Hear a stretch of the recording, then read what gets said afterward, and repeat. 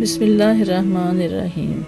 حضرت ابو ہریرہ رضی اللہ تعالیٰ عنہ بیان کرتے ہیں، رسول اللہ صلی اللہ علیہ وآلہ وسلم نے فرمایا، رات اور دن کے وقت رشتے یکے بعد دیگرے تمہارے پاس آتے رہتے ہیں، اور وہ نماز فجر اور نماز عصر میں اکٹھے ہوتے ہیں۔ پھر وہ فرشتے جنہوں نے تمہارے ہاں رات بسر کی ہوتی ہے اوپر چڑھتے ہیں۔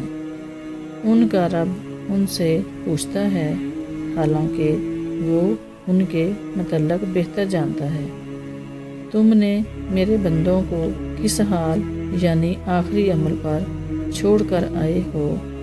وہ عرض کرتے ہیں، جب ہم ان کے پاس سے آئے تو وہ اس وقت نماز پڑھ رہے تھے، اور جب ان کے پاس گئے تھے تب بھی وہ نماز پڑھ رہے تھے۔